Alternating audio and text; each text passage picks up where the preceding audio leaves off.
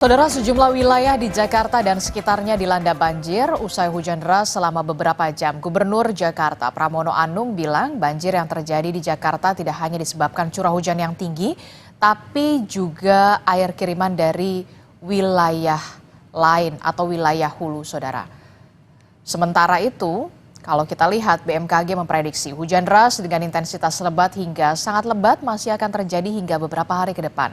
Lalu bagaimana penanganan banjir di Jakarta yang kerap terjadi kala hujan deras? Kita akan bahas bersama dengan pengamat tata kota, Pak Nirwono Yoga, kemudian ada staf khusus Gubernur DKI Jakarta, ada Mas Ciko Hakim, dan juga Kapus Datin BPBD DKI Jakarta, sudah ada Mas Muhammad Yohan. Selamat pagi Bapak-Bapak, Assalamualaikum. Selamat pagi Mbak Disti. Pagi. Waalaikumsalam warahmatullahi wabarakatuh. Waalaikumsalam warahmatullahi wabarakatuh. Iya, ini dari hari kemarin bahkan beberapa hari yang lalu sampai beberapa hari ke depan diprediksi akan hujan deras dengan intensitas tinggi ini masih akan terjadi dan melanda wilayah Jakarta bahkan kota-kota lainnya seperti ada Tangerang juga. Tapi saya mau update dulu perkembangannya ke Mas Yohan. Mas Yohan, selaku Kapus Datin BPBD DKI Jakarta, sampai saat ini ada berapa RT yang di pagi hari ini masih permukimannya masih terendam banjir, Pak Yohan? Baik, sampai dengan pukul 7 ini terdata ada 62 RT yang tergenang ya. Namun demikian ada juga RT-RT yang sudah surut, itu kalau dari hitungan ini ada 67 RT yang sudah surut ya genangannya. Jadi ada peralihan dari RT-RT yang tergenang menjadi tidak tergenang. Oke, jadi ada 62 RT yang wilayahnya masih terendam banjir, tersebar rata-rata di mana lokasinya? Betulkah di sekitar bantaran kali atau sungai permukiman warga? Kalau kita lihat kan Kampung Pulo juga masih terendam banjir sampai pagi hari ini, Pak Yohan. Betul, ini umumnya yang tergenang itu di wilayah yang dialiri aliran Kali Ciliwung ya. Jadi saat ini memang petugas memang sudah dari hari Minggu ya, sudah standby petugas BPBD. Ada beberapa rekan-rekan kami yang memang belum sempat pulang ya, karena memang situasi genangan ini butuh penanganan khusus. Bukan hanya kami mengevakuasi warga, tapi kami juga mengkoordinasikan dengan Dinas Sumber Daya Air ini terkait dengan pengerahan pompa-pompa mobile ya. Jadi pompa mobile yang dimiliki Pemprov ini di DSDA itu ada cukup banyak, ada lebih dari 5.000-an pompa ya. 600 itu dikerahkan sampai dengan hari ini. Kemungkinan ada penambahan ya hari ini, penambahan pompa, tapi saya belum terinfo dari DSDA. Jadi kami sudah berupaya semaksimal mungkin. Bisa jadi kalau tidak ada pergerakan sama sekali, mungkin dampaknya bisa meluas ke RT-RT yang lain ya. Dan 67 RT yang sudah surut itu juga akibat dari kami sudah bersiaga penuh dan mengoperasionalkan semua perlengkapan yang ada, khususnya pompa-pompa. Jadi pompa itu ada pompa mobile dan juga ada yang namanya pompa stasioner ya. Pompa stasioner ini jumlahnya cukup banyak dan ini perlu konsentrasi ini untuk menghidupkannya sehingga daerah-daerah yang tergenang itu bisa cepat surut. Kira-kira seperti itu. Oke, tadi Anda sebutkan kan Pemprov Jakarta punya banyak sekali pompa, bahkan Anda menyebutkan ada 5.000 lebih begitu ya pompa mobile begitu. Nah, untuk di 62 RT ini apakah sudah dimaksimalkan atau sudah dioptimalkan untuk penyedotannya berfungsi atau tidak untuk bisa secepatnya air bisa segera surut di pagi hari ini? Sudah dioptimalkan ya. Nah, tadi saya menyampaikan bahwa umumnya satu petugas penanganan bencana itu didampingi oleh 2 sampai 3 orang personil dari Dinas Sumber Daya Air atau kita kenal dengan pasukan biru ya. Oke. Nah, mereka itu membawa pompa mobile seperti di lokasi-lokasi seperti Jati Padang contohnya, itu pompa mobile tentunya sudah kita arahkan ke titik-titik tertentu ya untuk maksimalisasi penyedotan gitu. Jadi ini kita terus berkoordinasi dengan Dinas Sumber Daya Air dan juga kami juga dilengkapi dengan banyak sekali CCTV ya. Jadi ketika ada info-info tentang genangan dari Comment Center BPBD, kita bisa langsung putuskan untuk berkoordinasi dengan unit-unit terkait ya, bisa dengan Dinas Sumber Daya Air, bisa dengan Dinas Lingkungan Hidup, ada yang namanya Badan Air ya. Nah, ini kita berkoordinasi mana yang terdekat radiusnya dengan lokasi itu yang terlebih dahulu bergerak ya untuk mengatasi permasalahan. Seperti misalnya pada saat ini kan terjadi ada beberapa jalan juga yang Betul. tergenang ya. Mhm. Nah, di Itu jalan-jalan yang kondisinya? tergenang ini sudah pasti koordinasinya itu antara BPBD, Dinas Sumber Daya Air, kemudian Dishub dan Satpol PP ini. Karena kalau di jalan itu kan tentunya harus ada pengaturan arus lalu lintas ya, dan tentunya infonya terus kita update supaya warga itu bisa menghindari lokasi-lokasi jalan yang masih tergenang. Aha, oke. Baik, saya bergeser ke Mas Ciko. Mas Ciko, ini kan kalau tadi dikatakan oleh Kapus Datin BPBD DKI Jakarta bahwa masih ada 62 RT yang sampai saat ini masih terendam banjir wilayahnya begitu ya. Dan BMKG sudah memprediksi intensitas hujan ini masih tinggi beberapa hari ke depan. Nah, penanganan banjir seperti apa yang kemudian sedang dilakukan, dioptimalkan sampai saat ini oleh Pemprov Jakarta, dalam hal ini adalah Mas Pram dan juga Bung Rano begitu ya, selain tadi pengerahan, pengoptimalan pompa-pompa mobile untuk menyedot air supaya cepat surut, apalagi yang dilakukan oleh Pemprov Jakarta, Mas Ciko? Jadi terkait dengan masalah banjir ini kan kita tahu ini adalah masalah klasik. Kalau bagi kami, bagi saya khususnya yang tinggal di Jakarta, udah 51 tahun, setiap tahunnya pasti kita mengalami hal-hal seperti ini. Namun tentu ini bukanlah alasan untuk bagi kami dari Pemprov DKI Jakarta untuk tidak melakukan yang terbaik dengan mengupayakan segala daya upaya untuk mengatasi mitigasi banjir ini dan membuatnya cepat surut karena cuaca ekstrim dan kemudian juga tentu kita tahu ada 3 kombinasinya, cuaca ekstrim, banjir kiriman yang khususnya utamanya dari Kali Ciliwung yang kita tahu bersumber dari Cisarua, Gunung Gede, dari Bogor yang selalu turun ke sini dan ini yang disebut dengan banjir kiriman, dan kalau di utara dan barat itu banjir rob yang terjadi. Tapi pada prinsipnya hal-hal seperti ini seharusnya memang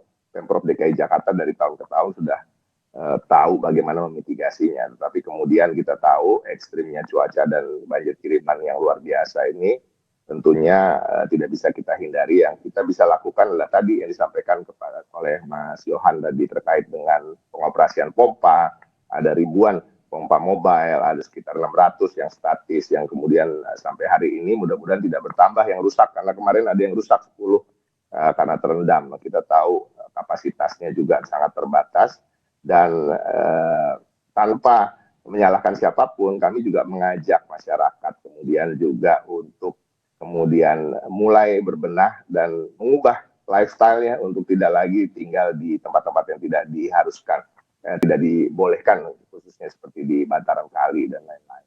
Dan hari ini jam 8 as we speak, Pak Pramono Anung akan berkunjung ke Rawajati, segmen Kali Ciliwung, di mana beliau juga akan ada apel siaga di sana.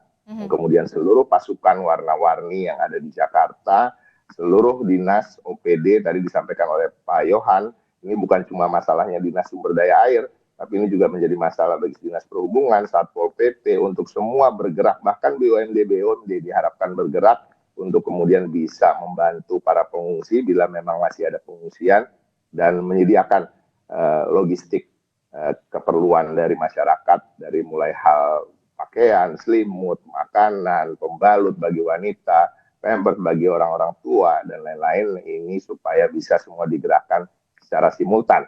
Dan ini dilakukan sesungguhnya sejak 2 malam lalu, di mana Pak Gubernur terus memantau hampir 24 jam, memerintahkan seluruh jajaran. Tapi hari ini kita khususkan lagi untuk ada apel di Rawajati, segmen Ciliwung, di mana diharapkan seluruh masyarakat, termasuk Mas Yohan. Mas Yohan ini lagi cuti sebenarnya, tapi pagi-pagi udah berseragam dan siap untuk turun ke bawah dan meninjau lokasi-lokasi banjir. Sama saya juga, kan jarang-jarang biasanya pakai jas, sekarang pakai jaket, ada hoodie-nya nih. Dan harapan kami, harapan kami tentunya cuaca juga bersahabat gitu. Kita berdoa lah supaya Ya, kita cuaca ini mudah-mudahan juga bersama-sama berdoa supaya hari ini cukup terang begitu ya, tidak mendung lagi dan tidak turun hujan. Nah, tapi Mas Ciko, yang kemudian menjadi pertanyaan saya, ini kan permasalahan klasik lah ya dari tahun ke tahun begitu ya, selalu ketika hujan deras turun, pasti saja wilayahnya sebenarnya bisa dikatakan langganan banjir mana aja sih kan sudah terpetakan sebenarnya, Mas Ciko. Kampung Pulo, tadi juga Anda menyebutkan Rawajati. Nah, untuk wilayah-wilayah yang memang sudah terpetakan dari tahun ke tahun itu selalu banjir, mungkinkah ada opsi relokasi di sana? pastinya Disti, ini nggak bisa terelakkan. Nah itu tadi yang saya sampaikan di pertengahan apa yang saya sampaikan tadi, bahwa ini nggak bisa diselesaikan oleh pemerintah Jakarta sendirian. Ini harus sama-sama diselesaikan oleh seluruh stakeholders yang ada di Jakarta, termasuk dengan masyarakat dan warga masyarakat. Yang harapan kami mau mengubah lifestyle. Lifestyle itu apa sih? Tidak lagi canggung untuk tinggal di hunian vertikal yang sesungguhnya sudah disediakan oleh Pemprov DKI Jakarta. Kita baru saja meluncurkan beberapa rusun Nawa, rusun yang bisa dibeli juga unitnya, dan ke depan juga akan ada ribuan unit lagi dibangun di berbagai daerah, dan tujuan utamanya adalah apa? Untuk diprioritaskan untuk saudara-saudara kita yang tinggal di pinggiran kali, tinggal yang tempat rawan banjir, tinggal di tempat yang karena mereka tinggal di situ, banjir itu risikonya semakin tinggi. Nah ini yang kita harapkan, normalisasi tentu harus berjalan dalam waktu dekat, memang sudah direncanakan, dan kita mengajak seluruh elemen masyarakat, seluruh warga masyarakat juga sama-sama menjaga kota ini, sehingga mau melihat masa depan yang lebih baik, sehingga banjir yang kita pahami bahwa di Jakarta ini agak sulit untuk bisa menghilangkan banjir sama sekali, namun bisa diminimalisir dengan tadi pengaturan tata kota yang jelas, dan juga perlu peran aktif partisipasi masyarakat untuk turut mau melakukan apa istilahnya partnya atau bagiannya untuk kemudian bersama-sama jadikan kota ini kota yang bisa minim kalau terjadi banjir.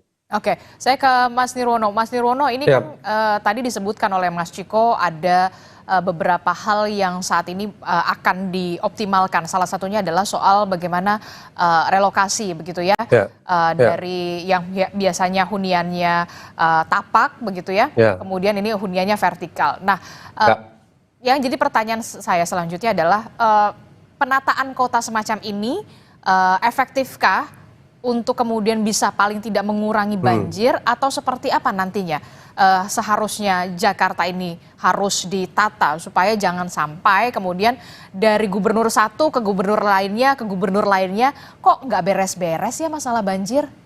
Ya, betul Mbak Disti. Jadi saya concern terhadap 3 hal ya. Yang pertama tadi sudah dijabarkan dengan baik oleh Mas Yohan dan Mas Ciko ya. Saya fokus kepada penanganan banjir dengan 3 tipe jenis banjirnya tersebut yang akan dilakukan ke depan ya. Yang pertama tentu dari banjir kiriman tadi, tentu fokus utamanya adalah pembenahan sungai-sungai yang selama ini menjadi kawasan sangat terdampak parah banjir ya. Kalau kita bicara Jakarta pasti Ciliwung ya, terus kemudian ada Kalisunter kemarin ya, terus kemudian juga ada Pesanggerahan, Angke. Nah selain itu juga tentu Kali Cipinang ya, terus kemudian Kali Mukofat, Angke, terus kemudian beberapa titik yang selama ini juga menjadi langganan banjir, itu harus dibenahi ya. Tentu dari 13 sungai utama besar misalnya di Jakarta, dengan waktu 5 tahun ya, kita lebih realistis mungkin dalam waktu 5 tahun bisa 3-4 sungai dibenahi, itu udah sangat bagus ya Mbak Disti, kalau kita fokus untuk banjir kiriman tadi. Nah ini tentu juga harus didukung bagaimana konservasi dan penegasan atau penertiban tata ruang di kawasan puncak juga harus berjalan seiringan. Bagaimanapun juga kalau kita bicara banjir kiriman, daerah Bodetabek khususnya daerah Puncak Bogor menjadi salah satu sentral penanganan banjir. Tidak mungkin di sungainya di Jakarta diberesin, tetapi di atasnya juga tidak ditata ulang tata ruangnya. Itu PR pertama. Kemudian PR kedua tadi, banjir kiriman. Beberapa lokasi yang jauh dari sungai tetapi juga terdampak banjir nih Mbak Adisti. Sudah pasti harus ada rehabilitasi saluran drainase secara besar-besaran ya, karena drainase kita memang masih dalam tahap cukup untuk menampung air hujan tidak lebih dari 100 mm per hari. Sementara kemarin ini kan sudah tembus 150 ya, 150 mm per hari. Itu pun sudah belum ekstrim Mbak Siti. Kalau kita ingat awal tahun kemarin kita bersama di bulan Februari ya kalau nggak salah, itu kan sudah tembus angka 250 bahkan. Artinya rehabilitasi saluran air ya harus tetap dilakukan, terutama di titik-titik yang kemarin terdampak banjir dalam waktu 1-2 jam. Ini menjadi perhatian teman-teman di SDA juga. Selain tadi pengerahan pompa. Dan ketiga, ini juga PR yang klasik tadi yaitu banjir rob. Nah, dengan adanya banjir rob, maka penataan ataupun pembenahan kawasan pesisir utara ini juga benar-benar menjadi PR utama untuk dibenahi. Contoh misalnya kawasan Muara Angke ya, yang merupakan daerah langganan banjir rob ini, terus kemudian kami pantau kemarin Jalan Yosudarso, RE Marta Dinata, ini kan juga selalu tergenang, berarti perlu pembenahan saluran airnya, kemudian waduknya juga kita optimalkan. Nanti sore kalau tidak salah kan Pak Gubernur akan meninjau kawasan Ancol dan sekitarnya. Nah ini tentu kita akan mendorong peningkatan pembenahan kawasan pesisir utara sebagai salah satu solusi untuk membenahi banjir rob. Jadi kita fokus ketiga banjir tadi itu, insya Allah dalam waktu 5 tahun ada perubahan signifikan Mbak Disti. Sehingga kita fokus apa yang harus dibenahi, apa yang harus dilakukan, dan kemudian berbagi tugas tentunya tadi Mas Ciko bilang. Ada yang tugasnya warga ya, kalau warga memang sudah harus pindah ke relokasi rumah susun kan tentu ini perlu perubahan budaya juga gitu ya. Itu dia.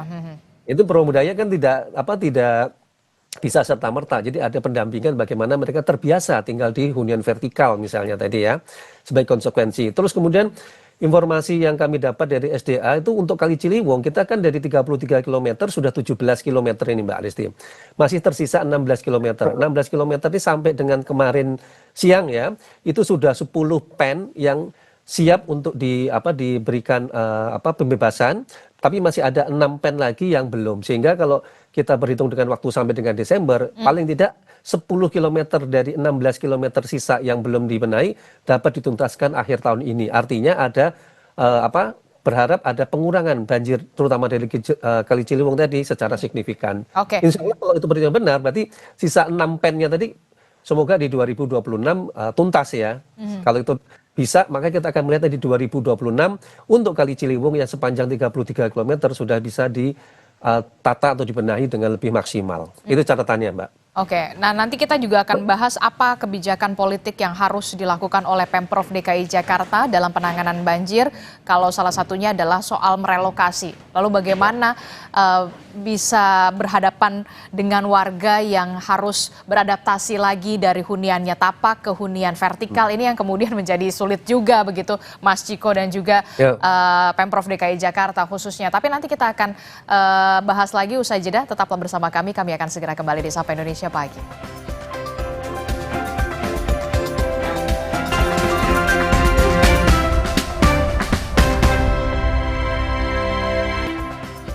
Terima kasih Anda masih bersama kami dalam Sapa Indonesia Pagi. Saudara, kita masih membahas soal bagaimana kita tahu Jakarta kerap banjir kala hujan deras, ada banjir kiriman, ada banjir karena intensitas hujan yang tinggi dan juga banjirop. Apa kebijakan politik yang dilakukan oleh Gubernur DKI Jakarta Pramono Anung untuk bisa mengatasi banjir di 5 tahun kepemimpinannya? Kita akan masih membahasnya bersama dengan ada Mas Ciko, kemudian ada Mas Yohan, ada Mas Nirwono Yoga juga melalui sambungan daring. Saya mau ke Mas Ciko. Mas Ciko, ini kan jadi PR besar sekali ya bagi setiap gubernur, tidak hanya Mas Pram, setiap gubernur yang terpilih adalah soal banjir. Solusinya apa? Solusinya apa? Nah, relokasi menjadi salah satu opsi bagi Pemprov DKI Jakarta untuk bisa mengatasi banjir, khususnya di wilayah yang langganan banjir. Ya tahu Kampung Pulo. Nah, pendekatan seperti apa yang akan dilakukan oleh Pemprov DKI Jakarta agar warga yang berada di wilayah langganan banjir ini mau berpindah dari hunian mereka yang langganan banjir ke hunian vertikal? Jadi kan kalau kebijakan politiknya kan terbagi dua sesungguhnya ya, yang betul-betul politik, ada yang betul-betul sifatnya teknis. Kalau bicara soal yang sifatnya teknis, kita bicara soal perencanaan tata ruang, kita bicara soal pembangunan infrastruktur, mitigasi, dan lain-lain. Nah, ini hanya bisa dijalankan maksimal, hanya bisa berdampak maksimal, mempunyai efek yang sesuai dengan apa yang sudah direncanakan kalau kita bicara tata ruang, kalau juga masyarakatnya mau berpartisipasi.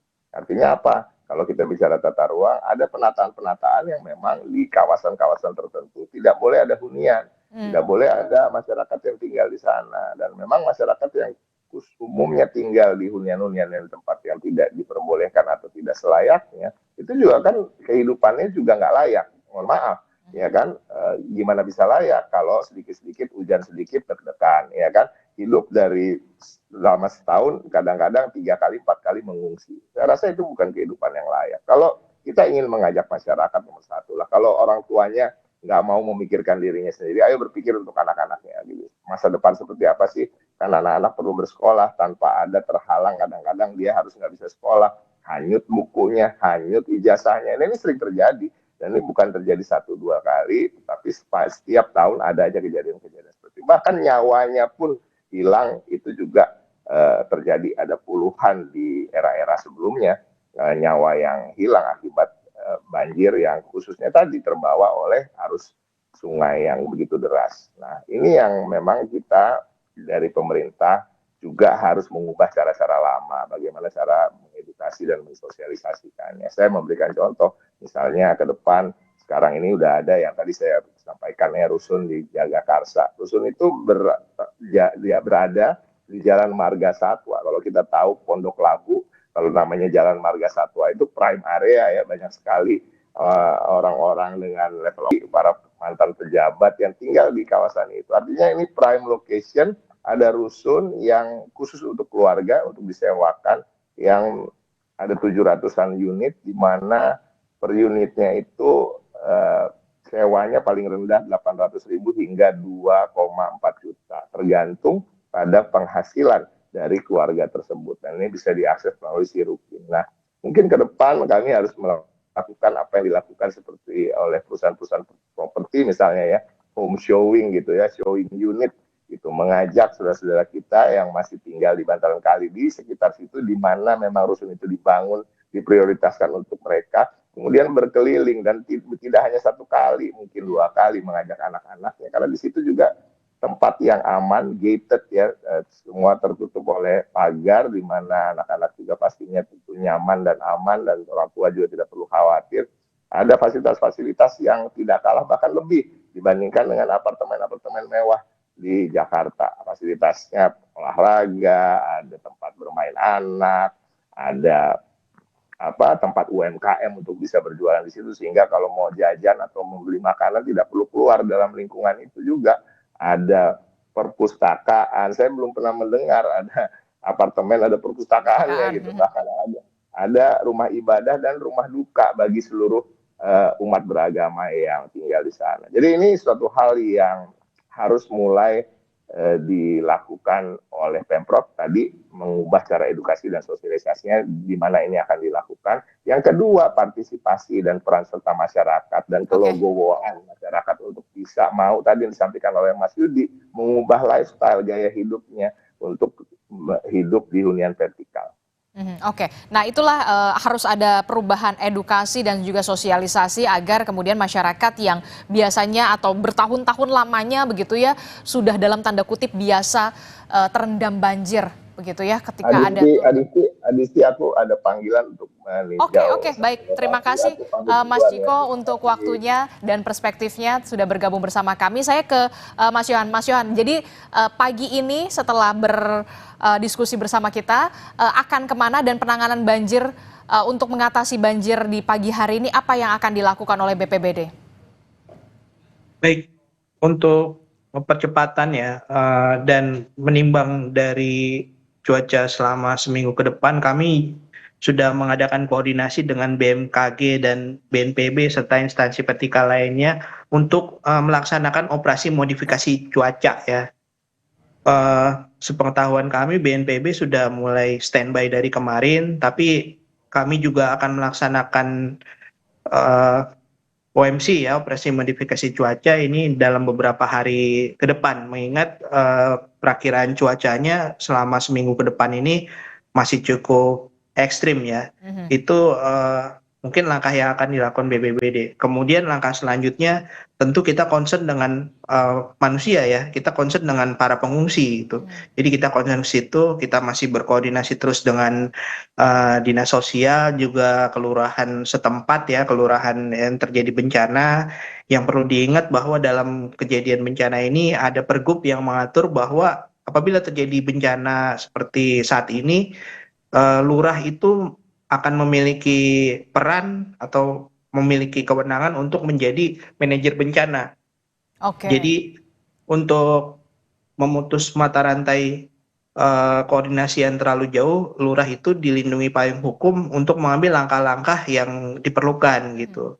Jadi bisa melakukan apapun yang dianggap perlu ya untuk membantu percepatan penanganan bencana gitu. Tentunya dengan berkoordinasi dengan pimpinannya, dengan camat ya. Jadi kira-kira seperti itu. Oke, jadi tidak perlu untuk mengambil keputusan dengan cepat dan juga tepat, lurah di kondisi-kondisi seperti ini bisa langsung sebagai pengambil keputusan ya, tanpa ada birokrasi yang panjang begitu ya, Mas Yohan. Dan ini yang harus dikoordinasikan dan disosialisasikan. Mungkin saja banyak lurah yang belum tahu soal ini karena memang dilindungi oleh payung hukum seperti itu. Saya mau ke Mas Nirwono. Mas Nirwono, apa poin sebenarnya untuk bisa mengatasi banjir? Kalau kita bisa katakan 3 poin utama. Jakarta yang selalu banjir saja setiap hujan turun begitu ya, dan Jakarta adalah wilayah yang paling bawah begitu ya. Walaupun ada Bogor, Depok, Tangerang pun sekarang banjir. Saya belum melihat ada pemimpin-pemimpin dari masing-masing daerah ini duduk bareng bagaimana kemudian mengatasi banjir tidak hanya di wilayah Jakarta saja, tapi dari hulu sampai ke hilir. Bagaimana Mas Nirwono? Ya, yang pertama harusnya bencana banjir yang sering terjadi menjadi pembelajaran kita semua ya untuk benar-benar serius, karena banjir sekarang itu menunjukkan bahwa perubahan iklim itu nyata adanya kan Mbak. Karena apa? Anomali cuaca ya. Jadi kita sudah tidak bisa bicara musim kemarau atau musim banjir. Bahkan kita harus bicara sepanjang tahunnya adalah musim hujan misalnya. Sehingga mitigasi bencana menjadi salah satu ornamen elemen utama untuk membenahi tata kota secara keseluruhan. Nah, dalam kasus Jakarta tadi, pemandangan tata ruang kota berbasis tadi tipe banjirnya 3 tadi ya. Bagaimana membereskan tadi banjir kiriman, artinya pemukiman tata ruang di sekitar pemukiman bantaran kali. Terus kedua tadi banjir lokal, berarti pembenahan lokal kawasan tersebut. Dan tentu adalah banjirop penataan kawasan pesisir. Jadi kita fokus kepada 3 hal tersebut secara terencana dengan baik itu melibatkan Pemprov DKI maupun juga Bodetabek. Apalagi sekarang berdasarkan Undang-Undang Daerah Khusus Jakarta kan sudah ada rencana pembentukan aglomerasi. Artinya banjir bisa menjadi salah satu hal pendorong agar kerjasama antar Jabodetabek dapat terus ditingkatkan. Tidak hanya banjir tapi juga macet misalnya. Nah itu PR utama. PR kedua, kita bicara waktu nih Mbak.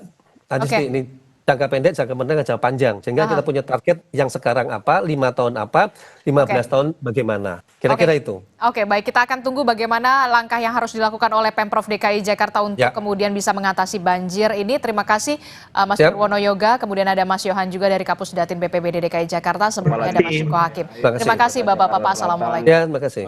Waalaikumsalam warahmatullahi wabarakatuh. Waalaikumsalam. Pemadam kebakaran. Kami akan ajak Anda ke salah satu wilayah di DKI